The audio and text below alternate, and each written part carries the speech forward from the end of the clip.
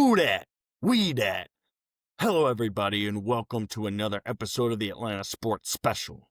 On today's episode, we will recap the Falcons beating New Orleans in New Orleans. Thank goodness, we really needed this. This episode's going to be a little bit lighter with all the positive things that are starting to go on. And you know what? Maybe Kirk Cousins isn't that bad. But we'll also get into the Hawks and talk a little bit about what else? This is going to be a little bit of a weirder episode. I am not in the second half of it. Kenny will have to take over for, I have some conflicting scheduling due to the holidays, but happy Thanksgiving, everybody. Thank you guys so much for listening, and let's get it! Yeah! ATL on the rise, you know how we do.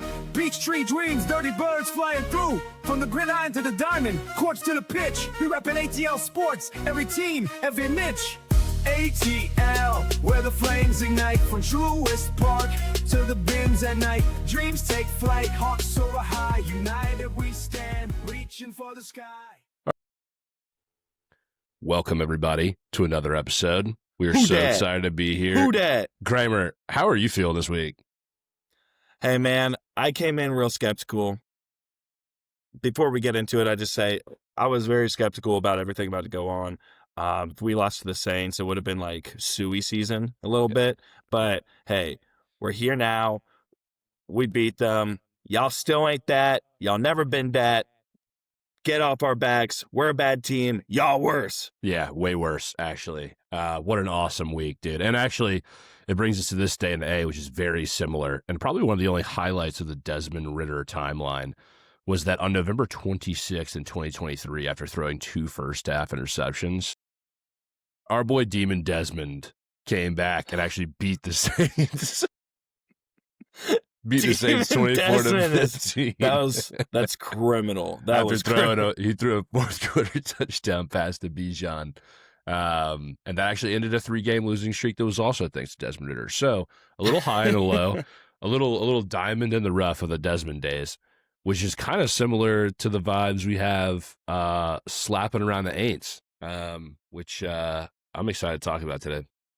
Yeah, let me tell you what. I mean, those guys are about the same as they might as well have Desmond Ridder on their team. Their quarterback. They could use Desmond Ridder. Yeah, ain't that the truth? I don't even know if that man's on a practice squad anymore. I'm not sure where that man's bouncing around right now, to be honest. Last I heard, he was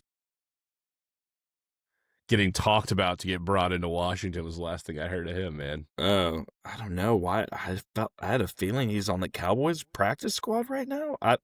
That's probably not true, but who cares? We don't talk about him. Those were the dark days. Not exactly saying that these days are any lighter right now. He's on the Vikings unless he's been cut. But sorry. It's just, it's been a while since we've got to talk about a winning game. So, but Yeah. let's,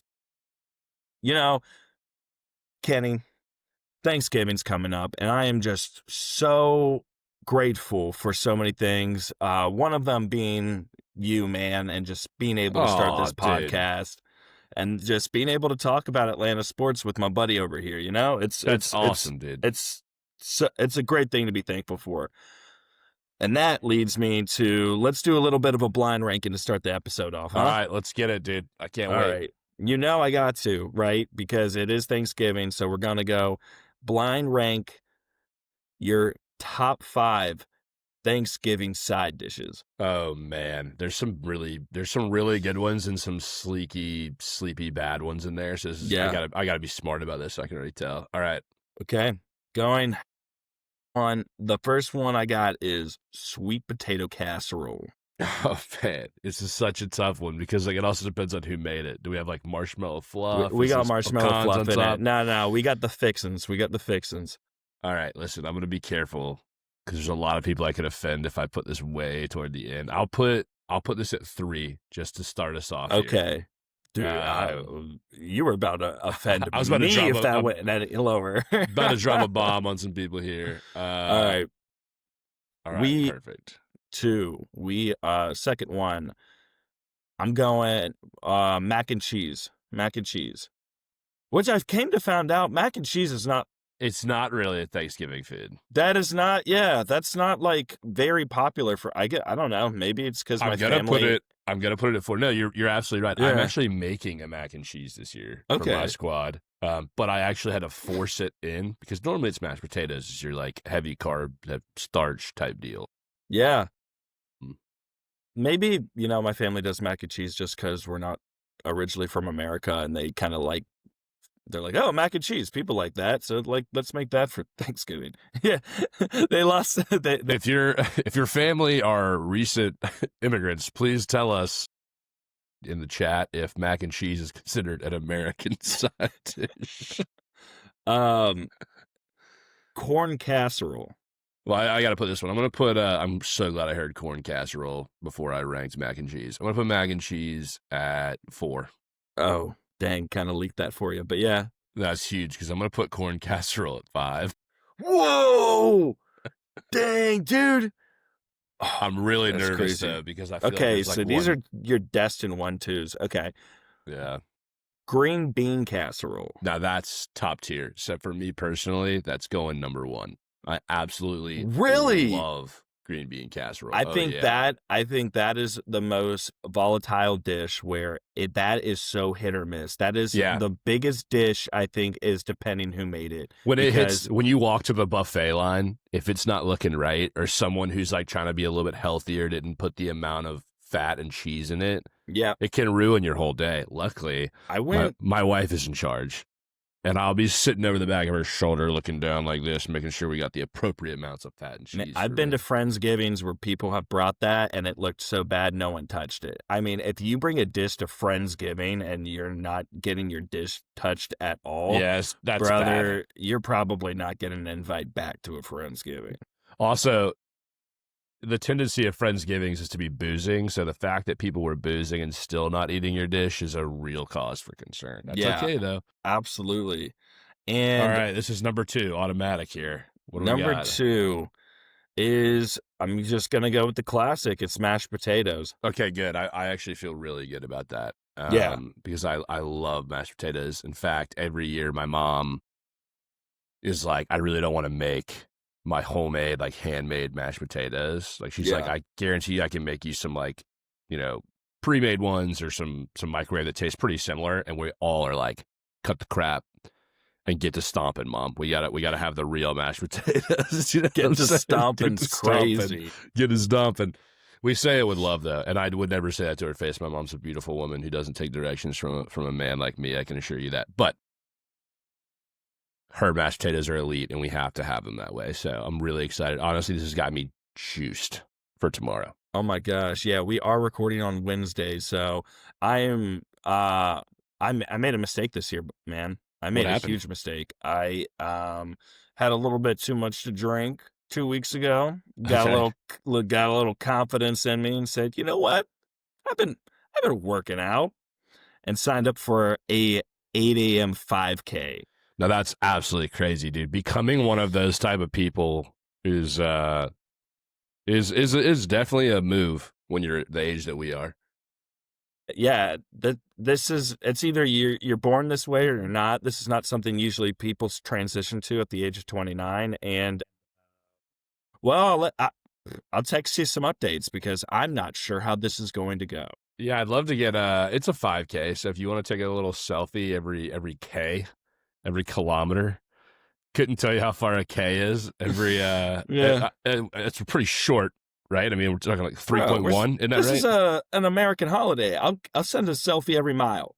Perfect. This is 3.1. I appreciate that. 3.1. Yeah. And if I'm wrong, sorry about that. I don't do this. Let me ask you a question, Kramer, because I am curious. Was this at all spearheaded or created mentally by a female in your life? It was not. It was all me. I could have sworn, to be honest with you, this was really like a moment of drunken dedication. This by myself. No one else. I'm not doing it with anyone else. It's just me. All right, we're gonna look into see if we can get you like a pilgrim outfit or something to run in, because this might turn into content more than an actual run. I don't know what I was thinking. No, look, I support it, man. I think it's really cool, honestly. And if you knew Kramer and I 6 years ago, the idea that either of us would be running a 5K for fun is pretty outlandish. That's an understatement. Yeah, that's an understatement. Especially on a holiday that's known for football and beer. Yeah, whoa, ain't that the truth? Yeah, that's awesome, man. Let us know how you do. I expect a top 10 finish in your, what do they do? What do they do? Weight classes? Thank, dude. Thank goodness I signed up so late to where they just put me in the last wave because it's like 5 different waves. And my wave is the 5th wave, and it literally puts in parentheses on the page, dogs and strollers. So I'm just going against a bunch of people walking their dog and kids or people with babies. I'd be massively concerned, man. Some of these people come into these things hungry to win. They probably got their dogs ready to attack and their kids ready to roll over your foot. You're going to come out of here looking like an absolute battered warrior. You know what? That's fair. I think it's crazy that I signed up for this, but I also think it's absolutely insane that I had to pay $60 for this. Yeah. What do you mean? Yeah. But you get a t-shirt. And a medal. No way. You get the completion medal? That's sick. Let me tell you something, Kramer. I've thought about this a few times. I had this conversation with some friends too. But I think that running should be a lot like fighting. I don't think that it should be defined by age bracket. It should be a weight bracket race, right? Yeah, so like, I 1,000% agree. That should always, especially with 5Ks, because 5Ks are like, it's like, obviously there shouldn't be a weight class for like, I don't know, a half marathon, because right at a certain weight limit, you can't even compete. You're not, at least not within the time frame that they give you. Right. But if I show up to a half marathon or higher at my weight, they'd be like, buddy, you know what you're getting into, right? You can't walk this. All right. Anyway. Yeah, let's get to what matters most. Yeah. The Falcons won a game, which it was technically against one of the top worst 3 teams. No. Only positive spins today. The Falcons won. You're right. We beat our rival. That's the headline, okay? This is the only team in the division that I truly have malice in my heart. Yeah, exactly. And I just straight hate. Pure, unadulterated hate. We had Kirko Chains back, okay? It was nice to see him being Kirko Chains, walk in your trap, take over your trap, Kirko. Yeah. And look, he didn't play like the world's most mind-blowing game. Still threw a pick, still got sacked 3 times, but he had a 107 rating. Threw for, 1 yard short of 200. And 2 tutties. Hey. If Michael Penix did that, we would be excited. Do you know what I mean? Yeah, and with Bijan not sniffing 100 yards, too, it's actually very surprising. But you know what it all is, right? Defense showed up, baby. Defense showed up. And guess who else was out there with an absolute mallet of an arm who I could not be more excited to see filling up A, B, and C gaps and lighting people up was Divine Diablo.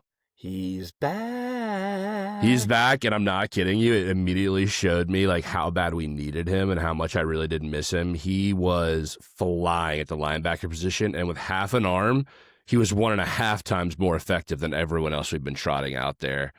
It's crazy. I mean, Divine Diablo, second best choice. Could have kept Nate Landman, which just got extended by the Rams. Good for him. Great player. Hell of a guy. Divine Diablo, though, massive. I mean, we needed him like this team needs air right now. Yeah. we need like, so it's funny, like, especially when we've had all these struggles with run defense. So our up front's getting no push on run plays, while our edge and defensive ends are playing out of their mind. Jalen Walker is looking like the draft pick of the century.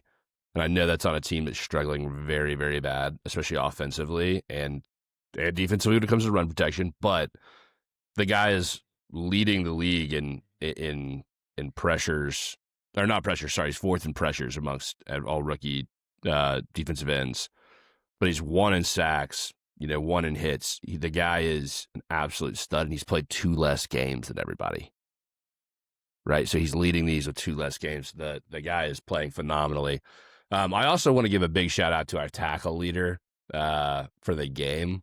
This does not happen often. Usually we're talking about this guy for pass defensive pass interference, but D. Alford with 9 tackles and a fumble recovery in this game and played some pretty good corner stuff. Had to line up against Olave a few times.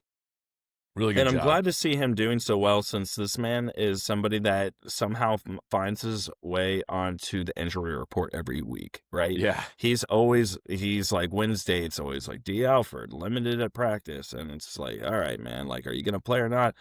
The man, I mean, you could say this about a lot of people on this team, right?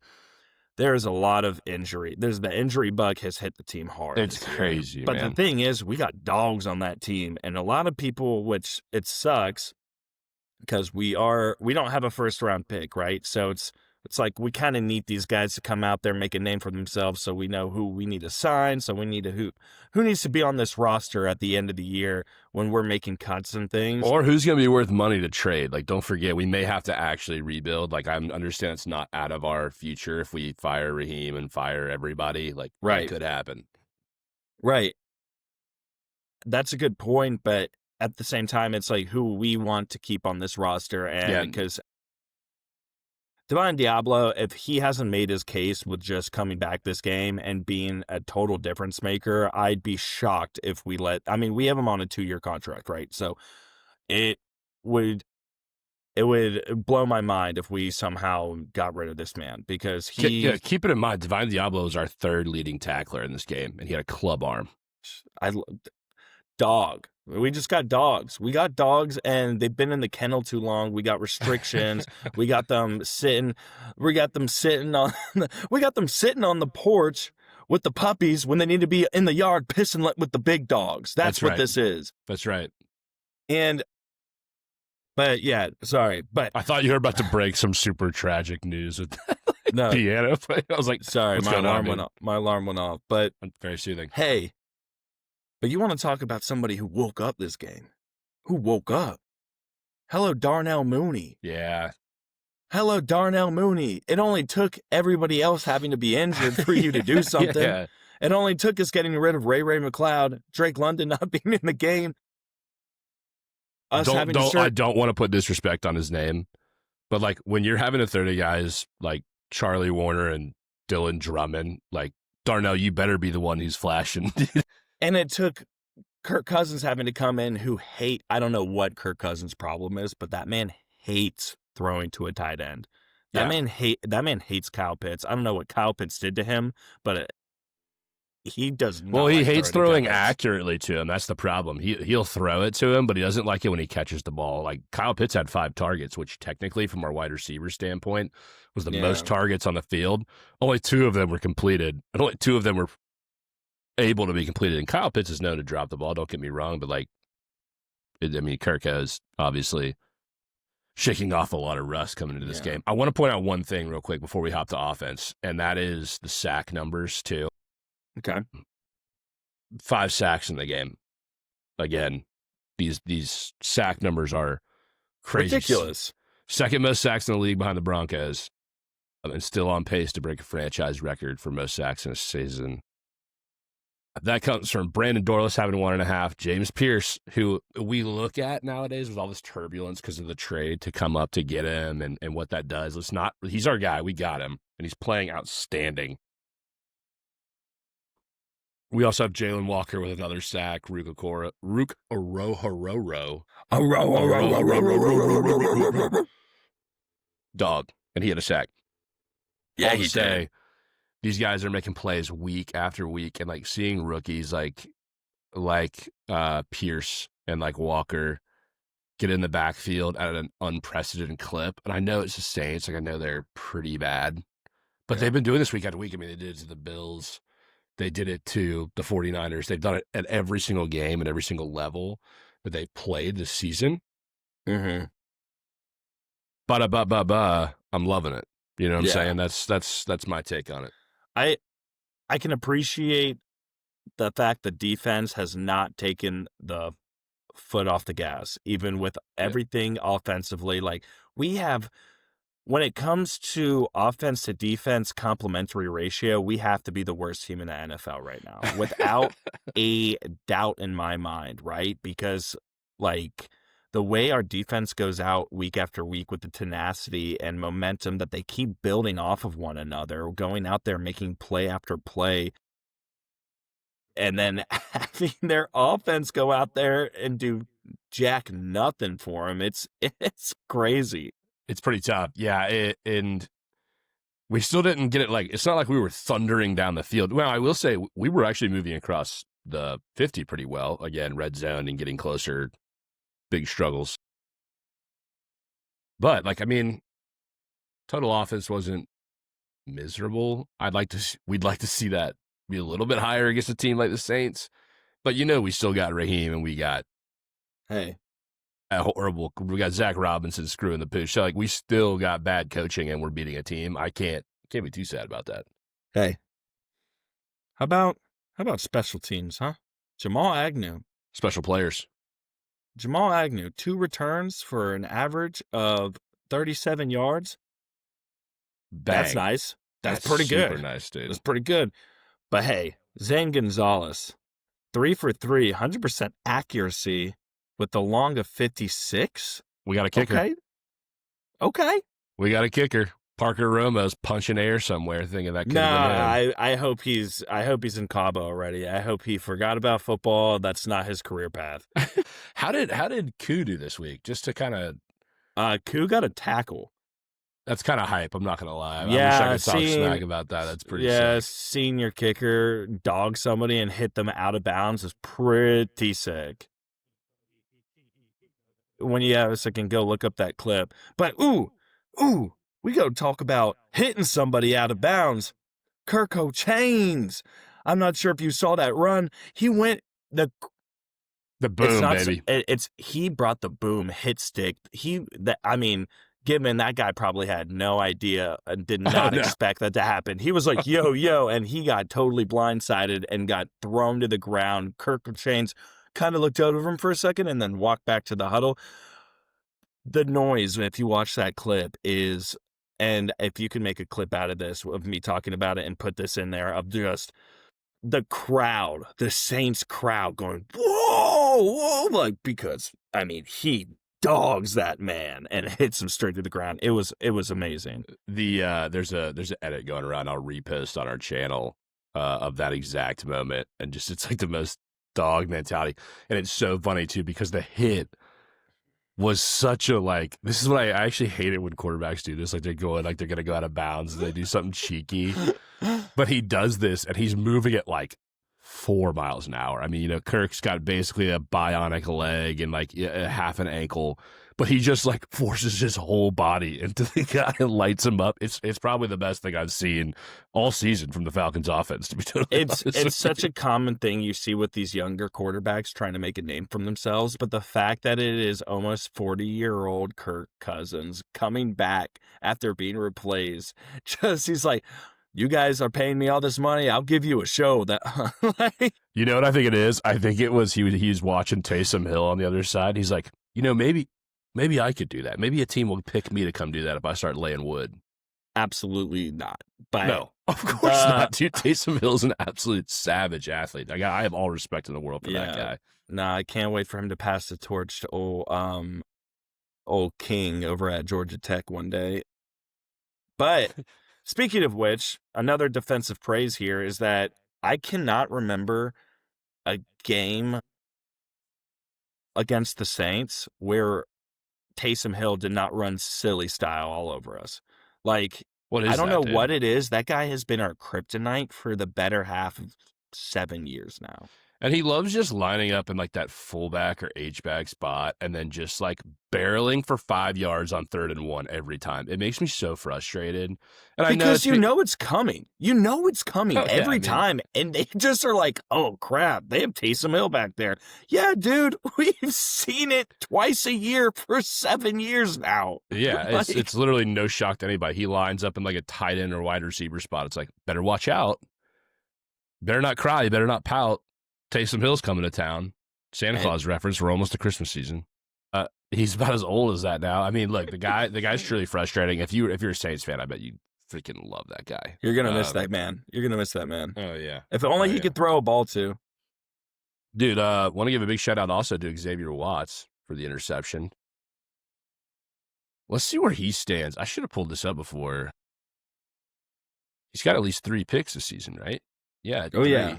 League leader has 5, and right behind him is 4. So this rookie is up there in interceptions this season for the NFL. That's pretty special. I don't know off the top of my head other rookies that are doing it, that are also doing so well. But I mean, at this point, we have to have one of the rookies of the year. Like, we got so many guys just doing so many big things right now, and It ain't gonna be Cam Ward, I can tell you that. Well, he doesn't play defense, so. Oh, you said rookie of the Defensive. year. Yeah. I was like, it's not gonna be Cam Ward. Let's No. see here. Oh my gosh, I forgot that guy existed. Every once in a while, I find myself turning on a Tennessee Titans game, and I go, "Oh yeah, that guy! I forgot he got drafted this year."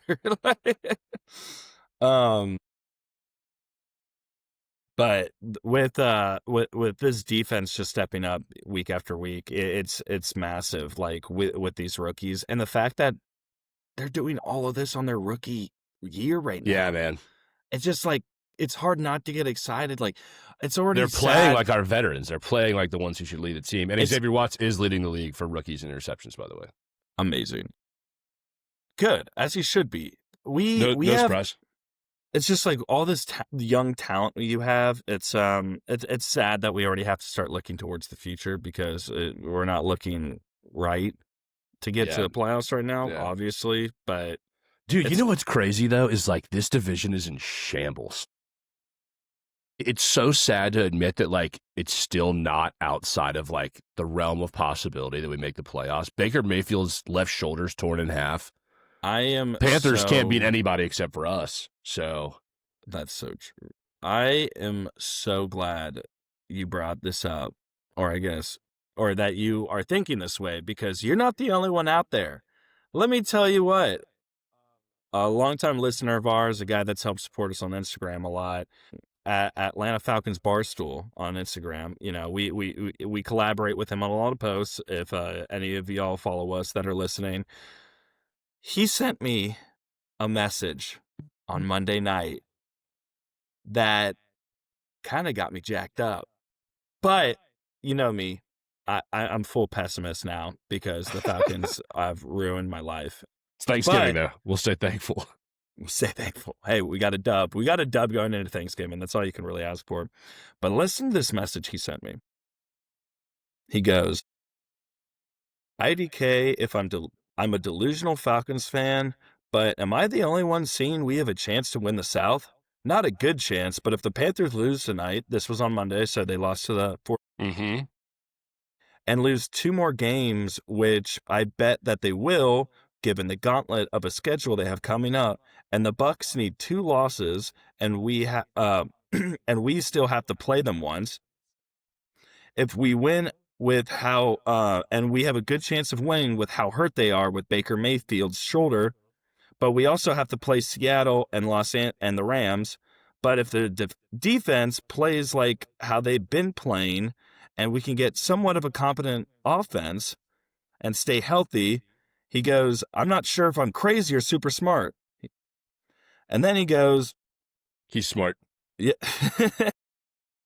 He goes, if we keep building off this, beat LA and ID, which I think it's crazy that he picked Los Angeles as the team we beat over Seattle at the moment. I'm not sure if you've seen Los Angeles. They've been steamrolling. But Seattle, but IDK, he goes, I just wanted to hear your topic on this. If you want to talk about this on the pod, please do, which I had to bring this up because I love that there's still hope out there. We're such a sick fan base, dude. Like, we're so sick. But hey, shout out to him. He's awesome. Hell yeah. I love that someone's keeping the lights on in this very dark home of ours. Yeah, I'm going to ride with him too. I'm going to ride with him. I'm going to ride with that mindset because look, like we've talked about 100 times, like our lack of first round draft pick makes this season, and it's the reason Raheem and Zach Robinson haven't been fired in season. I don't think they're going to be at all because like there's nothing to gain from it, especially with the coaches that are available. And I hate it. Like, don't get me wrong, it's frustrating, and I want to see them fired just out of straight vengeance for making this team that should be doing better do terrible. Yeah. But it's also like that time will come, their heads will roll, but we have to win this season because there's nothing else to play for. So with that in mind, if we stack up a win this upcoming week, you won't see me being pessimistic. I'm going to be, I have to be as possible. We're not out of playoff contention, despite whatever all these betting sites say. Like, even if it's 2% or if it's 10% or if it's freaking 40%, like, we're in this because this division sucks. So let's just be in it. Like, let's try to tie some things together, get a winning train going here. Now, if we lose next week, I'm going to come on here and be very upset. But we're still in it. That's a great transition to, let's go ahead with the preview of this week. We have the Jets. You know how we perform against bottom of the barrel teams, especially teams that just traded away all their talent. This should be a win. But, you know, I'm not going against Tyrell Taylor. Yeah. Who I don't know if Garrett Wilson is going to be playing. I think he's still out. This game is 100%. We just got to stop Breece Hall. If we can stop Breece Hall, we'll squeeze a win out.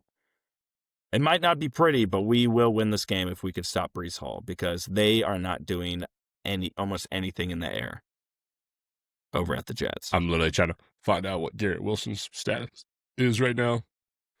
Yeah. Right now, he's still questionable. Yeah. And it's with, I don't know.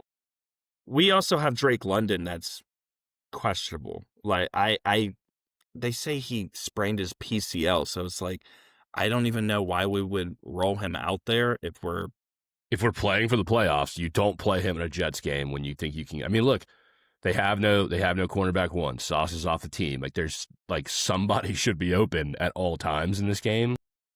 Bro, even if Sauce was on that team, you saw what he just did to that boy when against the Colts. That man made him look silly. Yeah, this offense sucks. The problem is the Jets still run the ball decently, and our run defense. Now we got Devine back, and that immediately helped. So, like, if he's playing, and he's playing at the same level, I think the Jets are trying to tank. So, like, this would be a great tank game for them. They need a quarterback. They just traded everyone off their team. They're going to try to lose this game.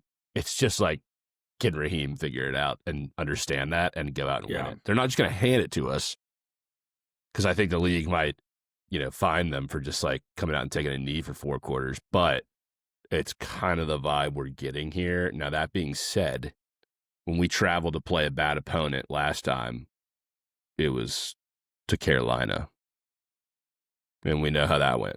Yeah. So I hope to God this team is understanding now, like, we can't look past an opponent. We got to play the opponent. So let's go get it. Actually have to go to practice on Monday. Yeah, right. It's Thanksgiving for everyone but our Falcons team. They got to go work. Love you guys. You get the other half of the year off. You guys can go celebrate Easter the same way you celebrate Thanksgiving. But I need Easter's an amazing holiday. Exactly. I need you guys dialed in right now. I need you guys locked in, like the most locked in possible. Yeah, I really need to see a great game from Bijan too. It's like what I'm expecting to come back. Like, this would be a game where he could eat. So really, really hoping to see that. I mean, the past couple of games, Bijan's been kept under 100 yards rushing. Would love to see that number over. This is definitely a bounce rushing. back game, because they traded away a lot of players at the deadline.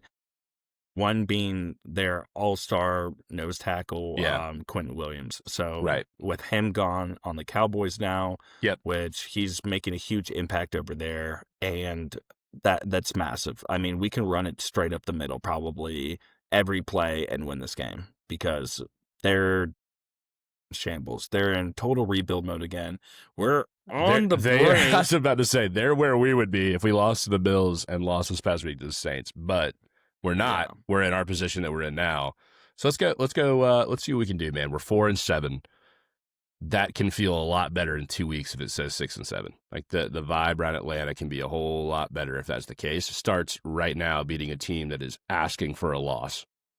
They want to lose. Yeah, they want a first-round pick. They have no reason. They have no obligation. They want a top 3 pick. They have no reason to win this game. The Jets are tied for the second worst record in the league. I think the Titans are the only one with the worst record. Gosh, are the Titans going to draft another quarterback? No. They can't, right? If they do, then I would be calling them right now to get Cam Ward on our team. And I love Penix, but Cam Ward is very good. I'm telling you, Cam Ward is going to be fantastic. If everyone's down on Cam Ward, it's the same thing I would tell them with Penix. It's like you're an idiot for being down on a rookie, having to just do everything. Every single play, he's got 5 guys around him. He's still finding ways each week to show us how talented he is. That offensive line is so bad. So bad, dude. Really, really, really bad. What do you think Taylor Lewan thinks about that, watching that as a vet? Like, gosh, them busting with the boys. Those guys, I would love to get their opinion on that. That would be hilarious. that'd be really funny. That's it, man. Let's go get it. I know we got a little more to talk about. I'm going to be doing that solo here in a minute. Kramer's heading out for the holidays. I got to ask, what do you think the final score of this Jets game is? I think it's going to be, I think we're not going to get a blowout, to be totally honest with you. I think it'll be something like, I think it'll be over a score, but I don't think it's going to be huge. I'd be shocked. I really will be shocked, to be totally honest with you, if they score more than 14 points. I don't know what is in my head right now of why I'm feeling this, but I'm feeling 24-21 to 17. Oh shit. I'm sorry. I'm a skeptic. That's fine, now. Dude. I hope that score gets tied at the end from a garbage time touchdown, but the truth is, like, you're right, it could be like a field goal winning touchdown, but that's what we got, man. Yeah, man. Well, hey, enjoy. Thank you guys so much for listening to us. I hope everybody listening has a fantastic holiday weekend. Kenny, I hope nothing but the best for you and your family. Yeah, man. You too. Travel safe too. Yeah, man. I'll do the flu here and Gru here when it's time to sign off from the Hawks. So thanks, right, Kramer. Have a good one, buddy. Yeah, have a good one. Hey, rise up, baby. Rise up. All right, I'm back. And I'm going to keep this light because I think y'all have heard me reference the cow turd model, also the Colin Coward model of like just me talking. Not too effective. Not great. Not very much fun for anybody, but you guys do need to stay updated on what's going on around the league with other teams. So that's what I'm going to do real quick. And we're going to be bringing on Beecham, like we've talked about, to talk about the Hawks here soon. But I want to give you a little bit of a recap of just what's been going on in general in the Hawks organization over the past couple of weeks. So we've played 3 games since we last talked, 2 L's, 1 dub. Beat the Pelicans, which just continues to help the draft situation, which is fantastic. A really bad loss to the Wizards, to be totally honest with you.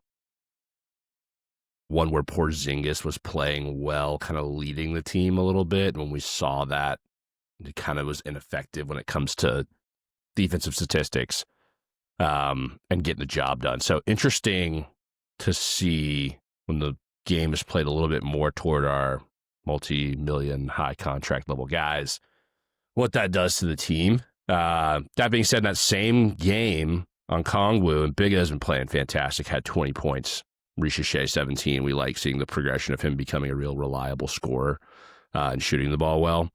But that's just a brutal loss. Like, you don't want to be losing to the Wizards. I know it's on the road. It's still just not one you want to see going forward. Then went to go play San Antonio, which the game felt closer in the second half than the final score was. It was 135 to 126 to loss. But Jalen Johnson, and not enough can be said about him, scored 26, 12, and 7. Jalen Johnson's productivity in the NBA right now is top 15 amongst players. Jalen Johnson is exactly what we said he would become. He's actually doing it a little bit quicker than I think most people realize. Is becoming one of the best and most well-rounded players in the NBA.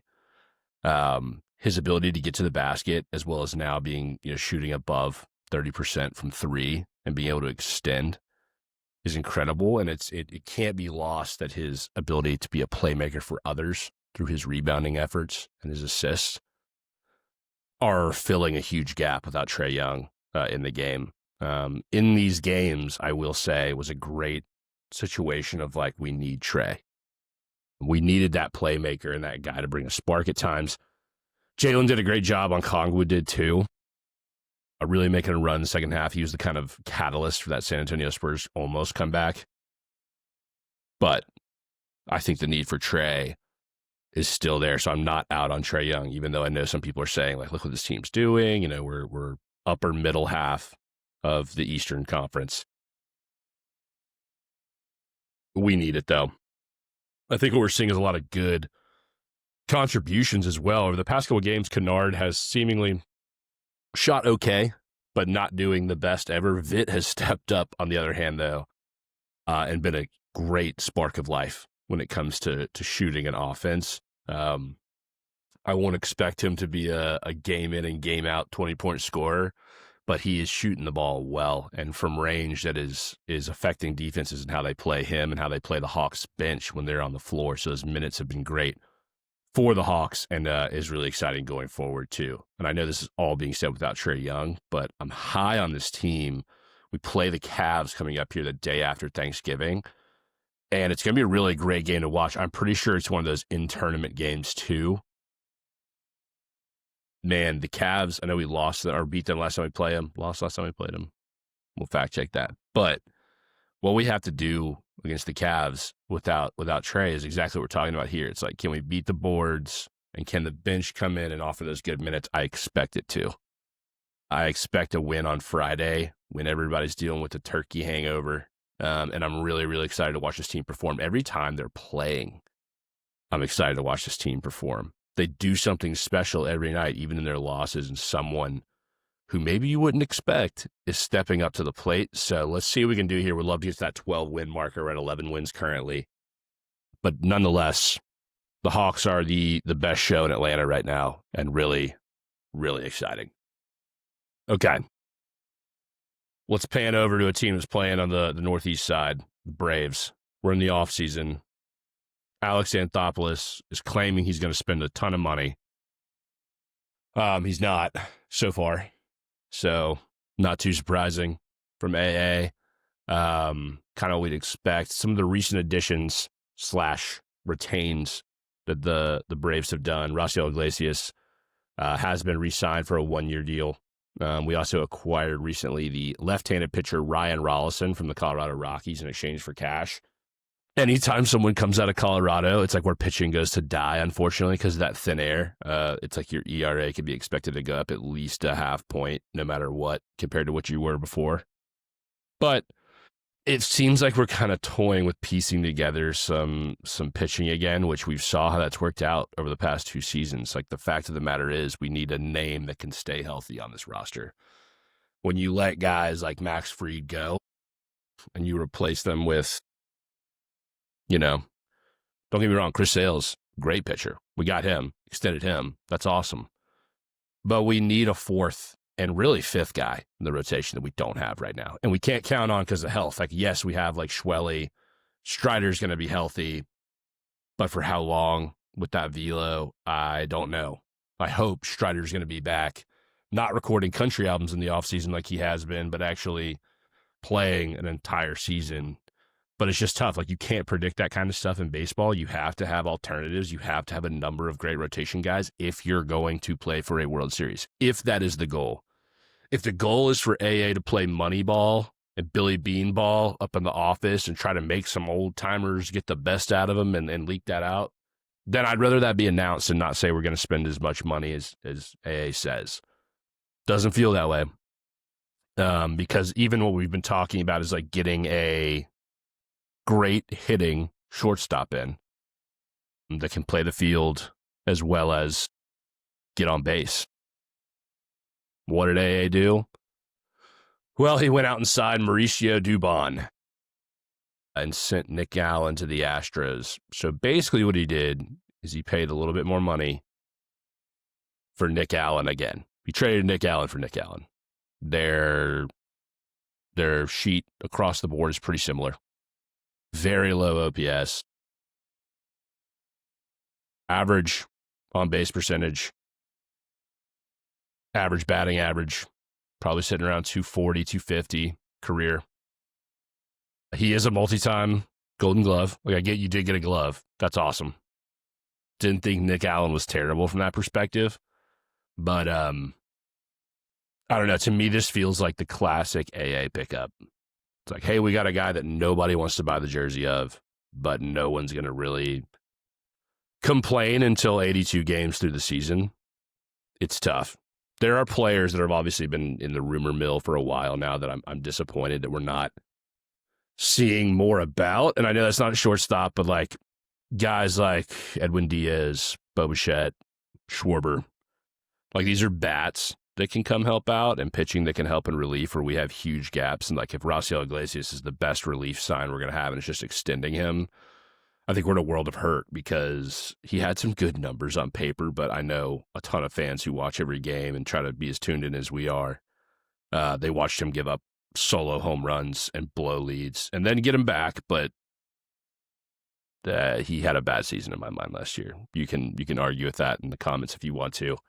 That's why I hate the cow turd model here. Would love to hear your feedback, but that's where we're at. I mean, that's where the Braves are at whole right now. We're not spending money like AA said we were. Hope that changes. Yeah, Mauricio Dubon and Ryan Rollinson. If you had told me those were the two names we'd be talking about after AA talked about spending a bag, I'd say this is exactly what I expect from AA. Now my only hope is that over the next, we'll call it 500 days, that we see Ronald Acuna is going to get an extension for the rest of his life. That would make me a happy guy. That would cost a lot of money. So I get you got to have that in the back of your mind if you're AA. Like, all right, we're going to have to pay a guy for 8 years if we want to keep him for life, which I think the Ronald Acuna effect is worth that, not only from an on-field numbers perspective, but organization and fandom in general require that we have this guy. We thought we had a guy like this with Freddie Freeman, a guy we're going to build statues about and talk about, oh man, like let's take our kids over to Freddie Freeman Park. No. Money and greed won with that one. Not necessarily from Freddie, but his team. We don't want that to happen with Ronald. He wants to be in Atlanta, and gosh, if a guy like him wants to be in Atlanta, pay him a freaking bag. I'm not saying Mike Trout money. I'm not saying Bryce Harper money. He took way less than it the first time around, knowing his value to be here and play with Ozzy and stay in Atlanta, which he loves. So let's see. Ozzy Albies also extended for a year. I mean, it's definitely the right move. I know he had an up and down year big time this past year. All the talent in the world, if he cannot break his wrist when there's strong winds. He's a great player who can play great. We'll see, though. Again, like there's so many questions about the roster we've retained playing better. We have guys we're paying a ton of money to, like Austin Riley and Matt Olson, Matt Olson, great year. I mean, hats off to him. He started off a little cold, and I was wondering what was going to happen. Took off in the second half in a big way and was in my mind, our best player on the offensive side of the ball. But Austin Riley, batting issues. We'll see how that transfers. We've just made some coaching changes internally, which we'll talk about a little bit more in the weeks to come, and what that effect's going to have on the team. I hope they're as positive as we expect, but we'll see with that, man. The Braves are historically the team we can count on to have some excitement when it comes to playoff runs and expectations, and the expectations are going to be high this year. So let's see if these moves now pay off when March and April roll around, and really when we're in the dog days of summer. But that's it from the Atlanta Braves and the Hawks. I don't really get into Atlanta United and Dream. That's more Kramer's world. So I know when he comes back, he may have some updates for us. And there's a lot of good stuff going on in Atlanta United world, a lot of excitement there. But I really appreciate it. I'm going to try to get this right. Mikey or Kramer always says, whether you flew here or you grew here, we appreciate you. And we do appreciate you. Hope everybody has an awesome Thanksgiving. We couldn't be more thankful, whether it's one person or 100 listening.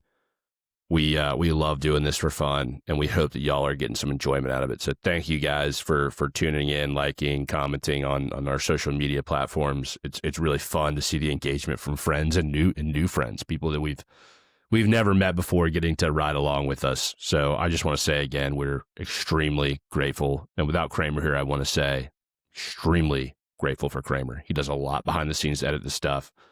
He's a great friend. And thank you, Kramer, for all that you do, man. I know I appreciate you, and everyone listening appreciates you. So thank you, guys. We'll see you soon. Rise up, baby. Yeah! ATL on the rise, you know how we do. Beach tree dreams, dirty birds flying through. From the gridiron to the diamond, courts to the pitch. We reppin' ATL sports, every team, every niche.